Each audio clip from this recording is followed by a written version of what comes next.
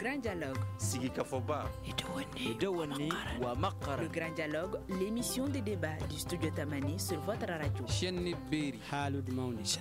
Sigika Foba. Le grand dialogue. Invités auditeurs, téléspectateurs, bonsoir et bienvenue à ce grand dialogue qui va parler ce soir du rôle des Nations Unies dans la gestion des crises. L'ONU a-t-elle comblé les attentes? C'est le thème du grand dialogue de ce soir. Créée en octobre 1945, l'Organisation des Nations Unies ONU a pour but de consolider la paix et la sécurité dans le monde, de promouvoir et de défendre les droits de l'homme. Elle déploie des forces de maintien de la paix et de la sécurité dans les pays en conflit. Sur 70 missions déployées sous mandat onusien depuis 1948, 30 l'ont été sur le continent africain. L'ONU a-t-elle pu atteindre effectivement son objectif de maintenir la paix dans le monde?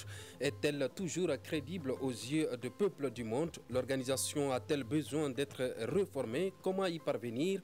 On en saura davantage dans ce grand dialogue avec nos invités. Fatoumata Traoré, ancienne volontaire des Nations Unies au Burundi, qui sera au téléphone, Dr Souleymane Diallo, spécialiste en relations internationales, Cheikh Oumar Soumano, spécialiste en diplomatie, paix et gouvernance. À la présentation, je suis Mirana Kilomega, invité auditeurs, téléspectateurs. Bonsoir une fois de plus et bienvenue.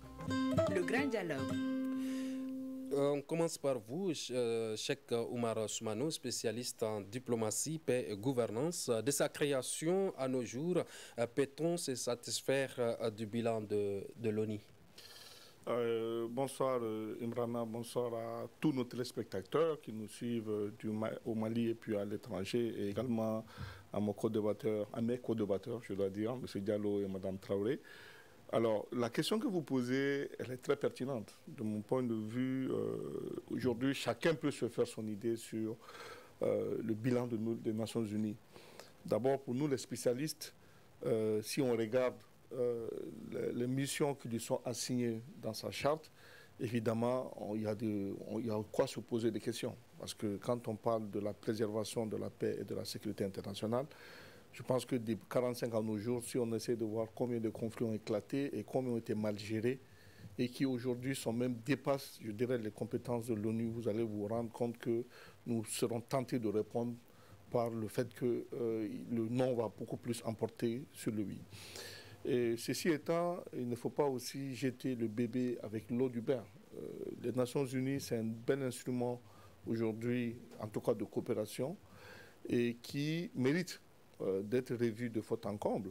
Mais cela ne veut pas dire qu'il n'y a pas eu des acquis. Parce que, en tous les cas, si les Nations Unies n'avaient pas été là, certains conflits aujourd'hui ne seraient pas réglés.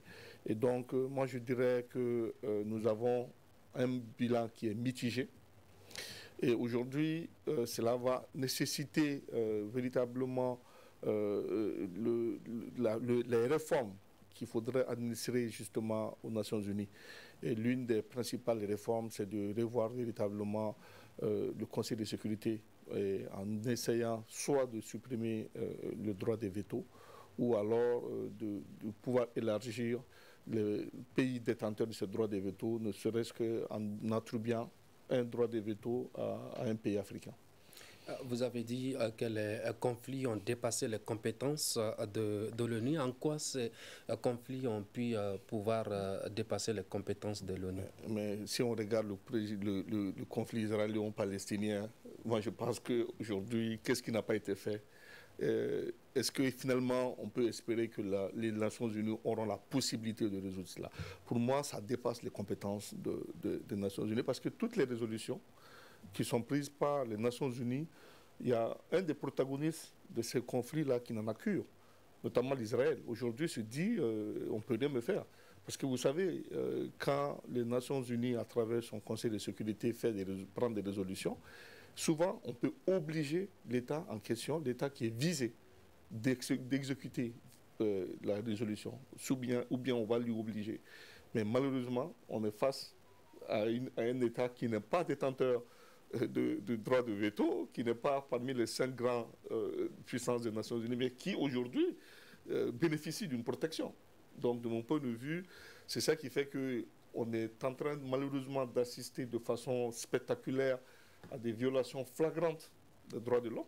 Et même cette nouvelle attribution qui est la promotion des droits de l'homme qui rentre dans le siège des Nations Unies aujourd'hui, si on regarde ce qui se passe au niveau du Proche-Orient, on est en droit de se poser les questions. Est-ce qu'effectivement les Nations Unies n'ont pas échoué sur ce coup-là? D'accord. Docteur Souleymane Diallo, vous êtes spécialiste en relations internationales. Je vais vous poser la même question. De sa création à nos jours, peut-on se satisfaire du rôle, du bilan des Nations Unies dans la gestion des crises à travers le monde? Ok. Bonsoir tout le monde. Bonsoir à chers auditeurs et chers téléspectateurs et tous les staffs des studios Tamani.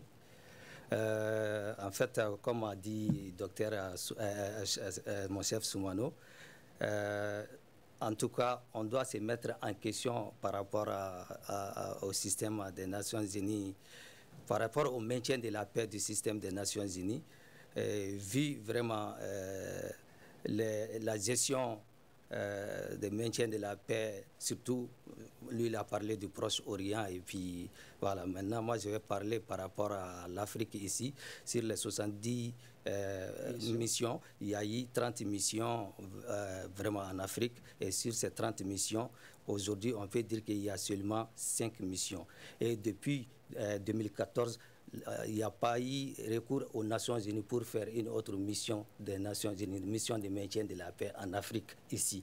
Là, on doit se mettre en question, puisque au vu des situations, on se dit toujours que ça ne va pas.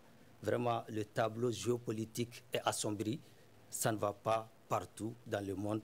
Donc vraiment, l'ONU doit désormais, en tout cas, changer le fusil d'épaule pour pouvoir se conformer par rapport aux attentes des pays africains et le monde entier, puisque non seulement on voit qu'elle est décriée par les populations, mais aussi par les gouvernements, un peu partout dans le monde. Donc vraiment, ça va de soi que vraiment l'ONU change, en tout cas, d'approche. Voilà, dans ce monde. Vous avez dit que depuis 2014, il n'y a pas eu de recours aux Nations Unies pour intervenir et maintenir la paix dans le monde. Alors, concrètement, qu'est-ce qui ne va pas, qu'est-ce qui n'a pas marché dans le rôle de maintien des Nations Unies pour ne pas être appelé à maintenir la paix dans les pays en conflit? Tout d'abord, le terme même maintien des Nations Unies, le terme ne va pas avec le système, en tout cas avec les approches d'aujourd'hui, puisque s'il n'y a pas la paix, comment maintenir la paix? Donc vraiment, il faut aborder, en tout cas, il faut amener d'autres démarches pour pouvoir convaincre, séduire, en tout cas, les populations et les gouvernements. Il faut voir, les casques bleus ont été vraiment jugés un peu partout par rapport à leur système. Par rapport, en tout cas, d'aucuns ont dit que vraiment, ils ont été, en tout cas, visés à tort. Par exemple, au Congo, 3 civils ont été assassinés. Donc là, vous voyez, ça veut dire que la population rejette ce système-là. Quand vous partez au Centrafrique, là-bas, bon, les Nations Unies ont été confrontées, la mission de maintien de paix, les casques bleus ont été confrontés à beaucoup de problèmes. D'aucuns ont même eu à dire, certains experts, que, comment on appelle, la mission est de mettre avec les groupes rebelles. Voilà. Donc, quand vous venez au Mali, on voit qu'au Mali, ici encore, la mission a échoué. Elle a échoué comment? Vu vraiment son approche avec la population et puis avec le gouvernement. Quand, comme on appelle, les putschistes sont venus au pouvoir, automatiquement, ils ont dit, OK, il faut quitter les territoires sans délai. Donc, ça veut dire qu'il y a eu quelque chose au préalable. Ça, c'est quoi? Par rapport au mouvement, même des forces maliennes, les forces ont été contraintes de ne pas survoler leur territoire. Donc, tout ça, c'est des problèmes vraiment qui sont survenus et puis ont été décriés ici, même par la population. D'aucuns ont dit qu'ils sont, en tout cas, la mission, c'est la mission de la France, en quelque sorte, puisque c'est la France qui veut vraiment la division du Mali. Donc, voilà. Donc, elle a été décriée un peu partout. Le tableau géopolitique est très sombre. Voilà. Mais comme il a si bien dit encore, la mission a eu vraiment des atouts aussi. Il faut vraiment, en tout cas, nous, les populations ont eu des atouts qu'il faut vraiment le dire. La mission des Nations Unies, à sa création, a aidé les pays africains à accéder aux indépendances. Voilà, il ne faut pas oublier cela.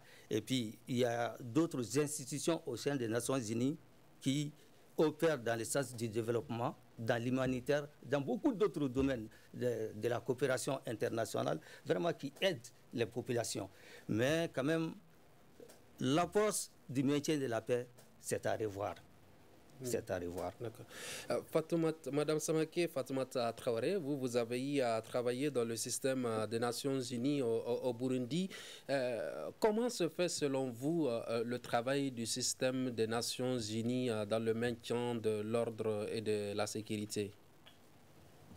Merci beaucoup, Imrana. Bonsoir à tous ceux qui nous écoutent et qui nous regardent en ce moment.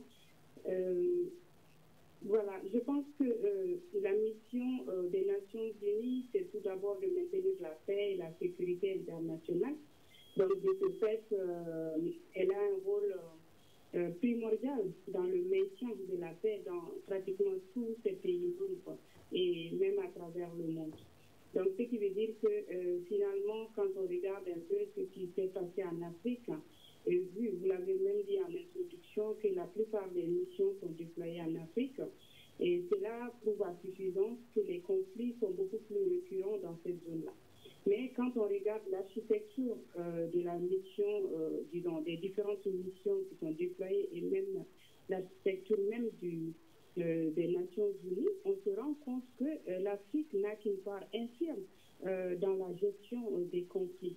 Alors, on peut se poser la question, est-ce qu'on doit raser la tête de quelqu'un en son absence, comme en atteste par exemple le fait que l'Afrique, moi je dirais même pas l'Afrique, est-ce que les pays africains ont un droit de veto au sein du Conseil de sécurité? Mais non, ils n'en ont pas.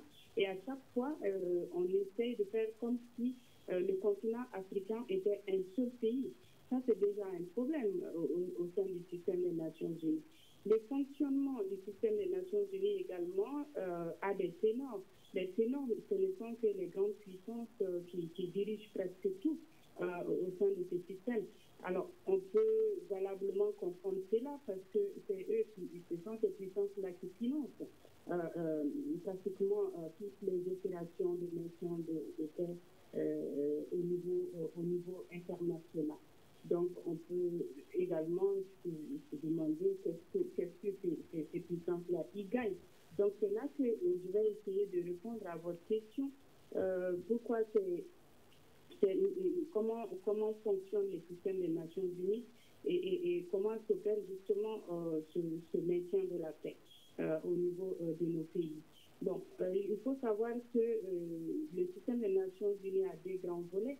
On a les missions de maintien de la paix, on a les autres missions spécialisées, composées des agences spécialisées des Nations Unies, genre PNUD, FAO, et UNICEF, UNFPA et autres. Par contre, les missions qui sont déployées sont des opérations de maintien de la paix. Ça n'arrive que quand le pays est en crise. Et c'est pour ça qu'on peut valablement laisser partir une mission sans pour autant chasser, par exemple, les agences, les structures spécialisées des Nations Unies. Alors, ayant travaillé, en tout cas, au sein d'une mission de maintien de la paix au Burundi, ça s'appelait le Bureau intégré des Nations Unies au Burundi, donc BUNUC. Donc, j'ai pu comprendre un peu comment se passe justement, comment fonctionne déjà au niveau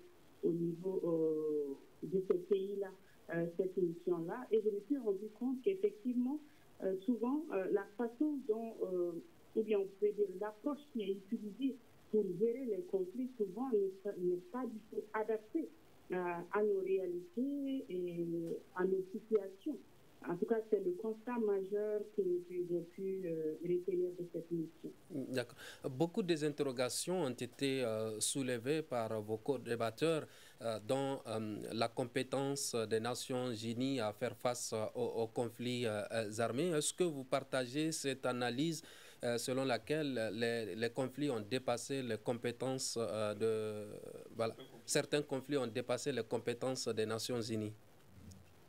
Bon, ça peut se voir ainsi comme si ça a dépassé les compétences, mais normalement, ça ne devrait pas dépasser les compétences des Nations Unies, parce que c'est quand même 193 pays, et c'est aussi parce que disons, les Nations Unies est une organisation unique au monde en matière de maintien de la paix et de la sécurité mondiale. Et c'est vraiment une institution qui a les ressources nécessaires pour maintenir la paix et la sécurité mondiale. Parce que justement, toutes les grandes puissances en font partie. Donc normalement, ça ne devrait pas poser un problème, ça ne devrait pas dépasser ses compétences. Mais je comprends aussi pourquoi on dit que ça dépasse ses compétences. Parce que, vous savez, une institution est financée par des États ou par, en tout cas, d'autres institutions. Et il se trouve que les Nations Unies sont financées justement par les grandes puissances qui, quand même, ont un droit de regard sur tout ce qui se passe, décident, gèrent, contrôlent tout ce qui se passe. Alors, ça veut dire quoi concrètement? Ça veut dire que la main qui donne est au-dessus de la main qui reçoit.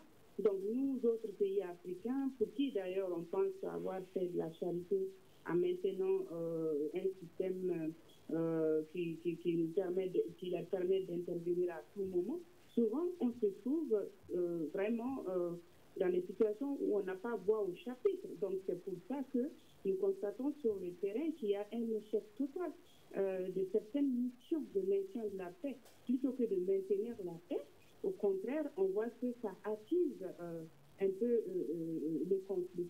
Au Burundi, par exemple, je me souviens, la plupart du temps, quand tu regardes les manifestes qui sont faites et les informations qui sont données tous les jours, même par le Bureau intégré des Nations Unies, on fait le monitoring des violences, des tueries qui se font à longueur de journée, et c'est reporté au niveau, disons, on va dire, au siège des Nations Unies à New York. Et ce reporting-là, on ne se contente que de faire cela souvent. Mais vous allez voir que le Bureau intégré des Nations Unies est là pendant que le personnel des Nations Unies quitte leur maison en Prado et tout, et dépasse des morts qui longent à peu près le bord du lac en partant au travail. Et ça se passe à longueur de journée.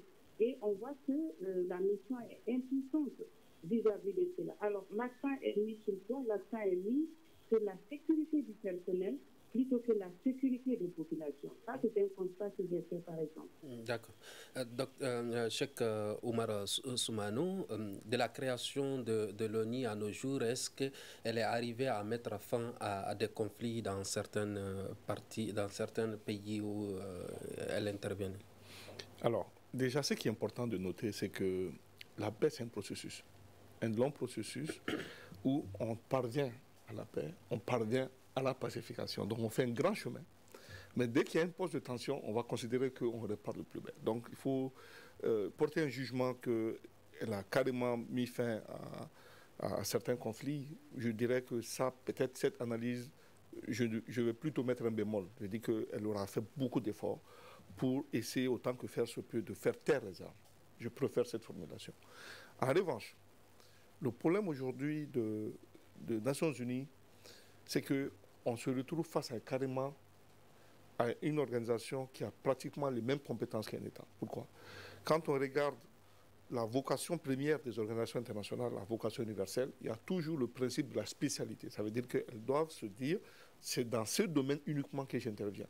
Mais sauf qu'avec les Nations Unies, les domaines qui seraient un domaine spécifique pour elles et qui va la différencier des États qui sont dotés de la généralité de compétences, c'est que ce domaine spécifique, sa mise en œuvre va pratiquement toucher à tout. Voilà pourquoi aujourd'hui, les Nations Unies, quand on parle d'état d'urgence sanitaire, les Nations Unies, on les voit là-bas. Quand on voit les catastrophes, on les voit là-bas. Quand on parle d'éducation, on les voit là-bas. Parce que justement, Fatoumata l'a dit, il y a des organes spécialisés, l'UNICEF, l'ONU, l'OMS, etc., qui interviennent sur des domaines régaliens de l'État. Donc ça fait qu'aujourd'hui, les Nations Unies, dans sa forme initiale, peut toucher à tout.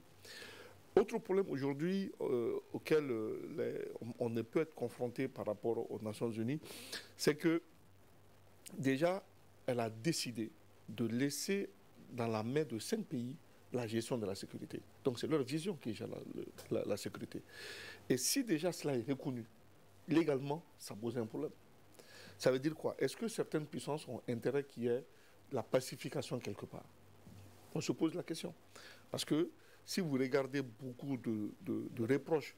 Donc c'est ce qui fait, selon vous, que l'ONU n'arrive pas à mettre fin à des conflits dans certaines parties du monde, comme en Afrique ou au Moyen-Orient? Oui, en général, quand on regarde quand on essaie de faire un bilan et on voit tous les reproches qui sont faits aux Nations Unies par rapport au problème de la gestion justement de certains conflits, les premières remarques ou les premières critiques qu'on lui adresse, déjà, on parle d'instrumentalisation. On va taxer l'ONU de d'instrumentalisation. Et pour paraphraser le président Charles de Gaulle, hein, qui disait que les Nations Unies, c'est un machin de demain. Lui-même, il a dit en 1945 que c'est un machin. Et malheureusement, il y a cette posture que les Nations Unies n'ont pas encore pu laisser. Et encore, on parle du principe, le droit international, c'est le rapport des forces. Aucun État, aussi fort soit-il, quand bien même viendra à violer les textes, ils ne vont jamais le dire. Ils vont dire non, ils vont toujours essayer de légaliser leur action. Mais en fait, il y a une violation derrière. Et autre chose, pour vous dire qu'il y a une espèce de géométrie variable en matière de gestion des conflits, prenons le cas du terrorisme aujourd'hui. Vous allez voir qu'il y a un principe qui permet que les Nations Unies ont intégré, en fait, qui permettent aux États de recourir à la force à travers ce qu'on appelle le principe de la légitime défense. Le chapitre 7 le prévoit.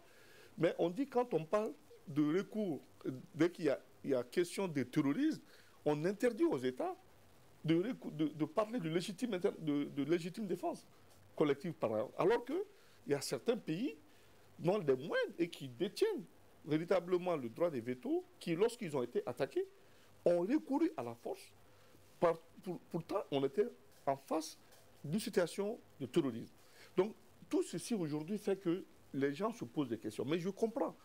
Parce que si quelqu'un perd de vue la nature du droit international qui est posé sur le rapport des forces, même s'il y a une espèce de moralisation des actions des États en faveur de ceux qui sont moins forts, on va toujours peut-être se dire, ah, finalement, on essaie de comprendre, il y a toujours ce sentiment qu'il y a 2 poids, 2 mesures. Et c'est ce sentiment de 2 poids, 2 mesures qui fait que beaucoup de populations, surtout africaines, rejettent les actions des Nations Unies. Mais encore une fois, comme je l'ai dit, ce n'est pas que tout est mauvais. Il y a des actions salutaires qui ont été posées qu'on pourrait aussi évoquer peut-être dans... Vous avez dit que l'ONU joue presque le même rôle qu'un État. Cela m'avait vous poser la question sur le rôle des Nations Unies. Est-ce à dire que les objectifs des Nations Unies sont suffisamment expliqués et connus de tous? Alors, quand j'ai dit qu'il y a un débordement du plan de but compétence, c'est factuel. Ce n'est pas dans les faits, c'est pas dans le droit en fait. Parce que quand on dit tout de suite, vous avez dit, d'entrée de jeu, vous avez parlé de maintien, de paix et de la sécurité. Mais sauf que cette mise en œuvre va amener les Nations Unies à être sur tous les terrains. Je vous ai parlé du cas de la santé, je vous ai parlé du cas de l'éducation, je vous ai parlé du cas de l'emploi, je vous ai parlé du cas de l'environnement. Et les Nations Unies ont des embranchements. Elle a des organes spécialisés dans tout ça. Donc au départ, quand on essaie de comprendre le principe de la spécialité, ça voudrait dire que vous prenez une seule action que vous menez. Mais si vous vous retrouvez partout, il n'y a plus de différence entre vous et un État.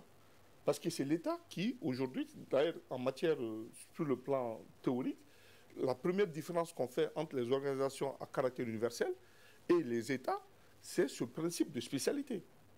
Alors que l'État, lui, il est investi des missions générales, en fait. L'État intervient dans tout, sans s'auto-censurer. Or, en général, une organisation internationale, aussi forte soit-elle, va se dire, moi, voilà les actions que je vais mener, limitativement énumérées.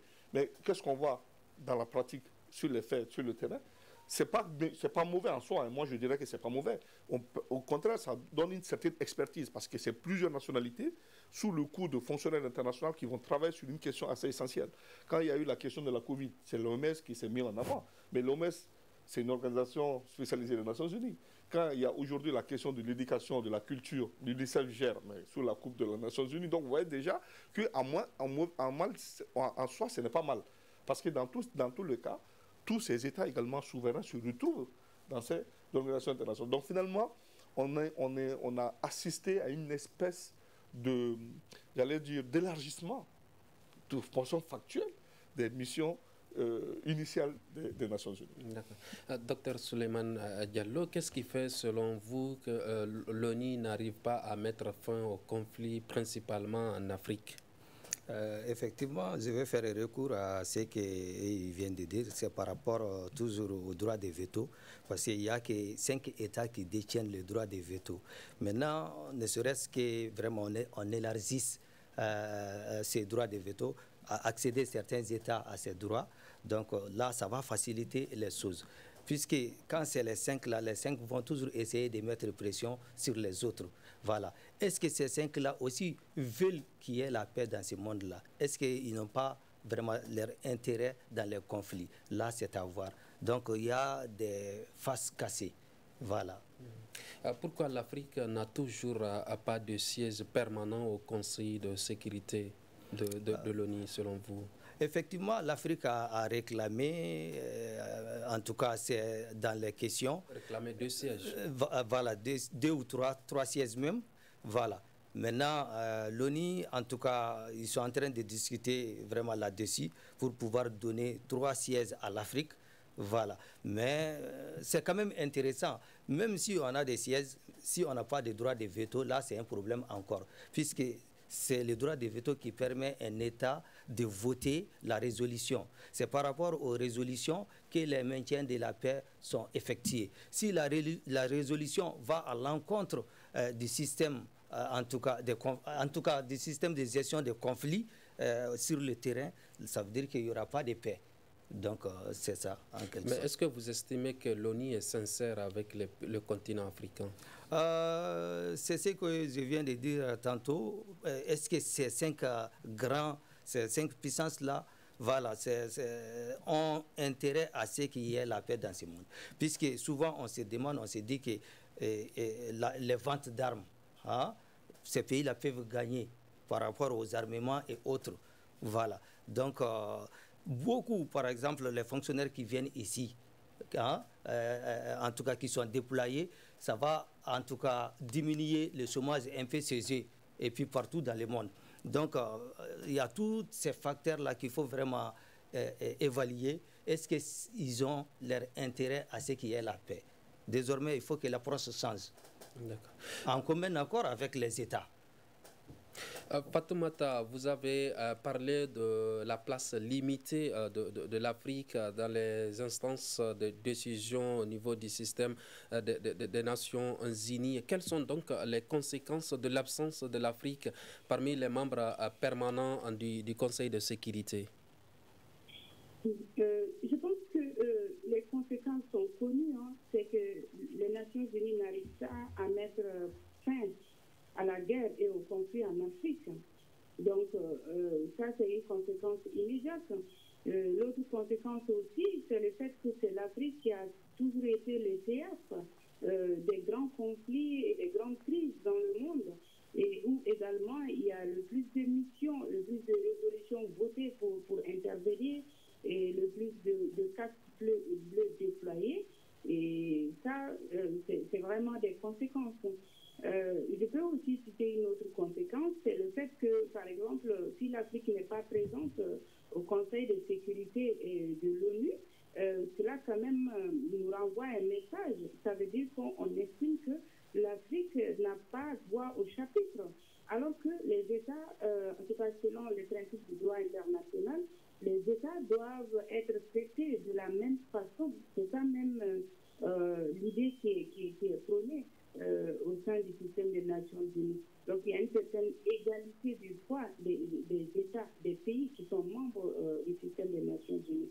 Un exemple frappant en est que le Mali quand même a soumis une doléance aux Nations Unies, on peut dire même que, depuis plus d'une année maintenant, et jusqu'à présent, on n'arrive pas à trancher au sein du Conseil de sécurité.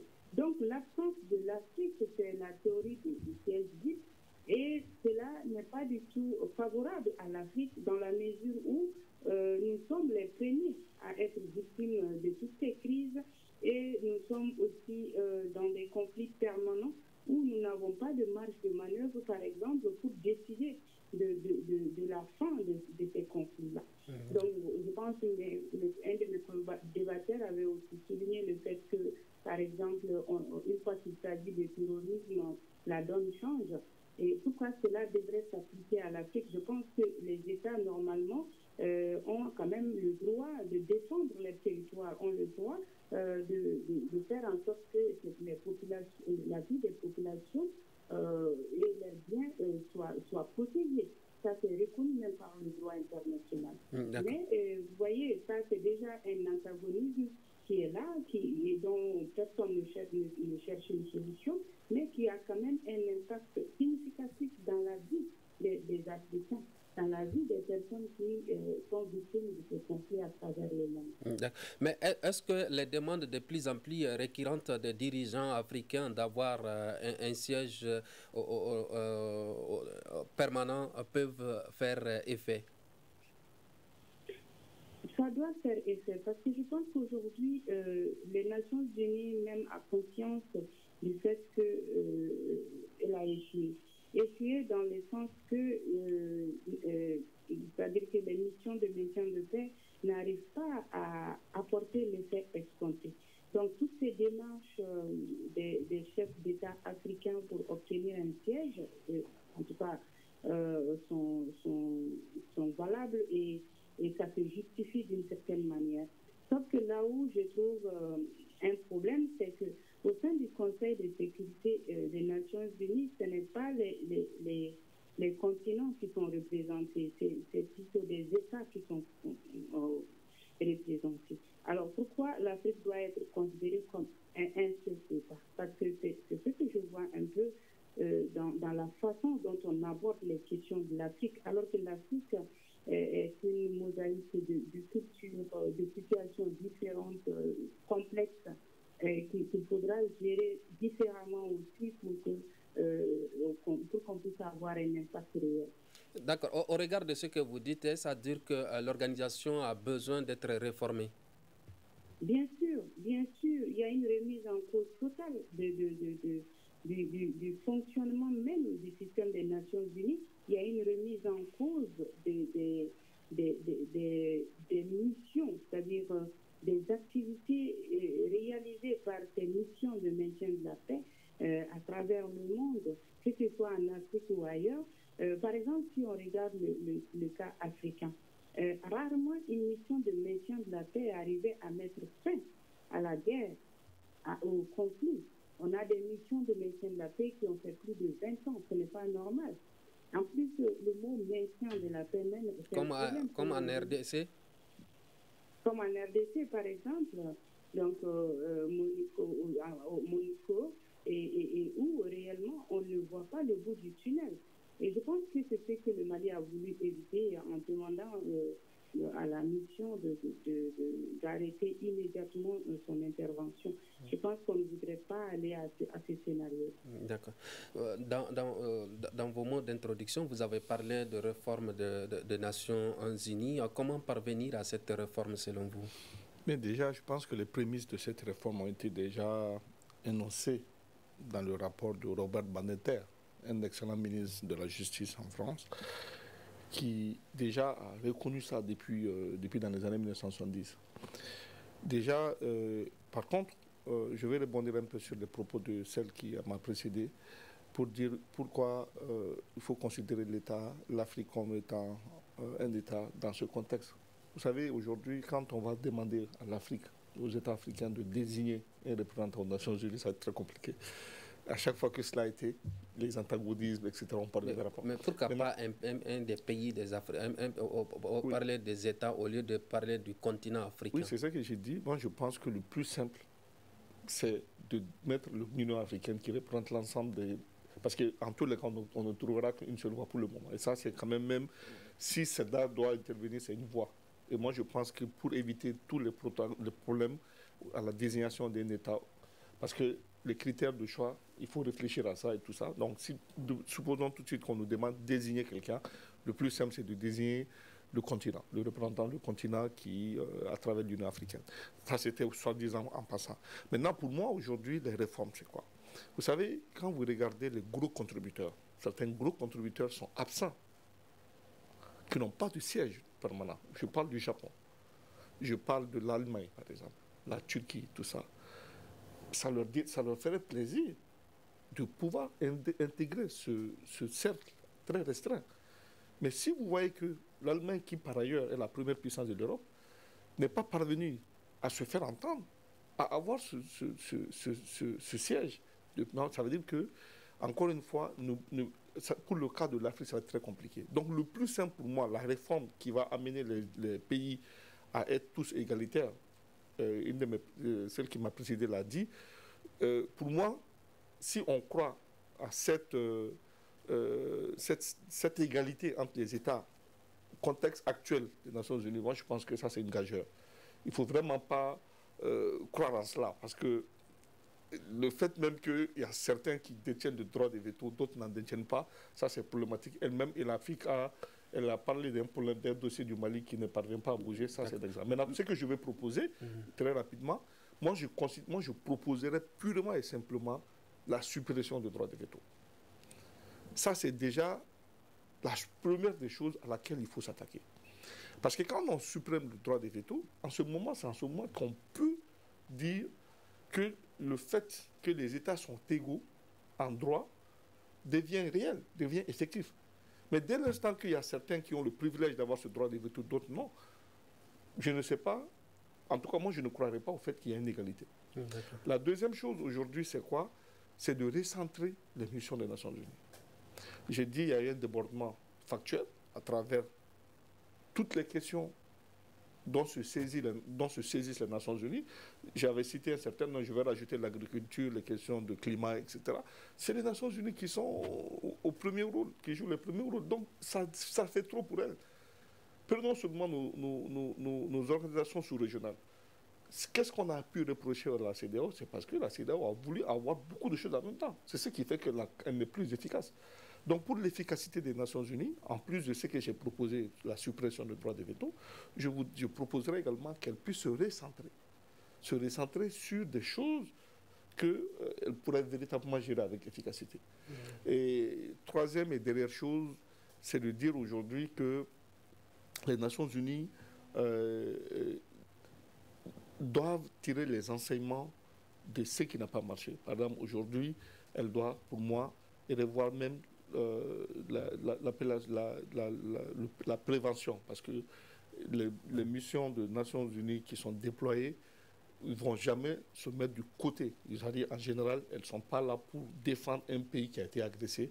Elles sont là, soi-disant, pour jouer le tampon, pour éviter le conflit. Alors que, dans tous les cas, il y a souvent un agressé et un agresseur dans ces conflits-là. Donc il faudrait en ce moment que les Nations Unies aussi puissent se mettre dans sa posture de pouvoir défendre le droit. Vous gardez toujours la parole, mais comment l'Afrique doit-elle exiger son droit à une représentation égale à l'architecture de gouvernance mondiale?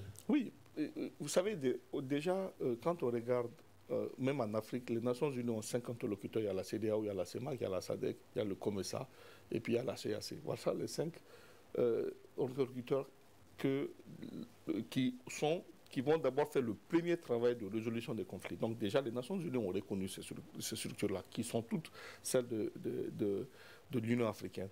Et à travers ce qu'on appelle le principe de la subsidiarité.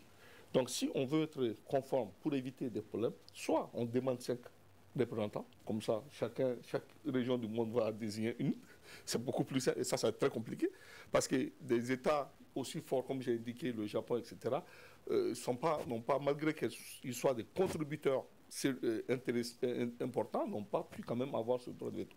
Maintenant, ce que je déplore aussi par rapport à ce manque de consensus au niveau des pays africains. Et moi, je voyage beaucoup, je participe à beaucoup de colloques, je voyage à beaucoup de rencontres. Mais à chaque fois qu'il est question de désigner le représentant de l'Afrique, ça pose problème. Ça pose problème. En termes de réforme, il propose en premier lieu la suppression du droit de veto. En dehors de cette suppression du droit de veto, quelle autre réforme faudrait-il en plus du Conseil de sécurité? Ok. Tout d'abord, je vais souligner un côté là par rapport à la mission de maintien de paix. Seul le secrétariat des Nations Unies gère les missions de maintien de paix. Les autres institutions ont leur rôle, par exemple l'humanitaire et autres. Voilà. Ok.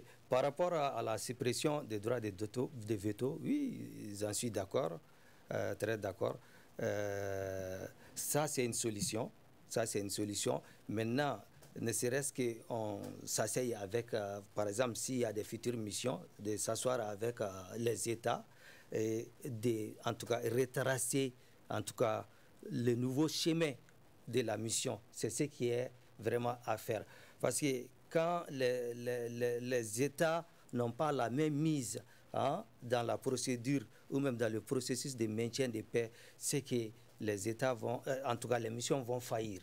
Voilà, ça c'est une deuxième proposition. L'autre proposition, c'est quoi? Vous avez souligné tantôt des sièges, d'augmenter le nombre de sièges. Ça c'est une autre solution. Non seulement le droit de veto, le nombre de sièges. Et puis lui, il a proposé un côté, par exemple, donner ça à une institution comme l'Union africaine. En tout cas, l'Union africaine peut représenter en tout cas les États africains. Sinon, rester comme ça sans représentation, ça veut dire qu'on donne notre destin ou même notre destinée à d'autres pays. Est-ce que ces pays-là sont vraiment avec nos intérêts? On ne sait pas. D'accord. Mais selon vous, l'ONU est-elle toujours influente malgré les changements géopolitiques et les nombreuses crises? L'ONU est toujours influente. Comme on a dit tantôt, l'ONU n'opère pas dans un seul domaine. L'ONU opère dans le domaine de la paix et la sécurité et les autres institutions opèrent dans d'autres domaines. Donc ces domaines-là sont très sollicités que le domaine de maintien de la paix et la sécurité. Voilà, puisque quand il y a la famine dans un État, la FAO, comme on appelle, FAO vient pour intervenir dans ces domaines. Quand il y a les enfants qui sont là, malnutris et autres, l'UNICEF vient au recours. Donc vous voyez, il y a une multitude d'institutions spécialisées qui sont là pour gérer d'autres situations. Donc l'ONU est toujours sollicitée. Il nous reste 2 minutes et on donne le temps de ces 2 minutes-là à Fatoumata de conclure. Fatoumata, on a parlé des injustices contre l'Afrique. Comment, selon vous, peut-on corriger les injustices contre l'Afrique? Donc, je pense que c'est possible de corriger cette injustice. L'ONU doit demeurer une institution impartiale, comme ces textes le disent. Et l'ONU doit également chercher à comprendre les dynamiques qui sont en train de s'opérer actuellement en Afrique et être en phase justement avec ces pays africains qui sont en quête de souveraineté, qui sont en quête d'un meilleur devenir et un meilleur avenir. Je pense également que l'ONU doit faire en sorte que les États africains aient voix au chapitre, quelle que soit leur situation sociopolitique, humanitaire, culturelle. Cela est extrêmement important et c'est les textes et c'est l'éthique même du système des Nations Unies qui le demande. Donc je pense que l'ONU n'a qu'à appliquer ses propres textes et une fois que ces textes-là sont bien appliqués, l'Afrique peut y trouver son compte. Vous avez parlé de ce que l'ONU doit faire. Comment l'Afrique, qui compte plus d'1 milliard d'habitants, doit agir pour que l'ONU soit pragmatique? Vous dites? J'ai dit, vous avez parlé plutôt de ce que l'ONU doit faire, mais l'Afrique qui compte plus d'1 milliard d'habitants, comment doit-elle réagir pour que l'ONU soit pragmatique? Je pense que l'Afrique doit rester unie. C'est dans l'unité qu'on peut évoluer. Parce qu'en réalité, l'Afrique, comme on vient de le dire tout de suite, souvent, Le problème, c'est qu'il y a toujours des voies discordantes quand il s'agit de faire un choix par rapport, par exemple, à un pays qui doit diriger au niveau du Conseil de sécurité ou d'autres situations.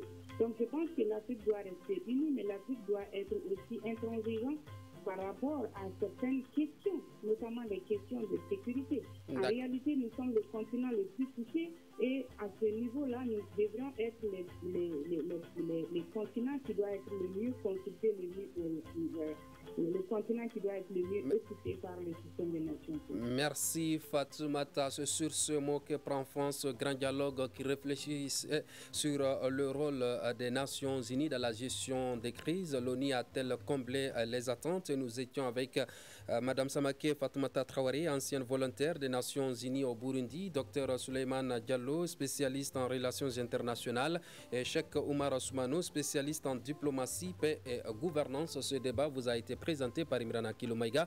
Merci de l'avoir suivi. À demain pour un autre débat.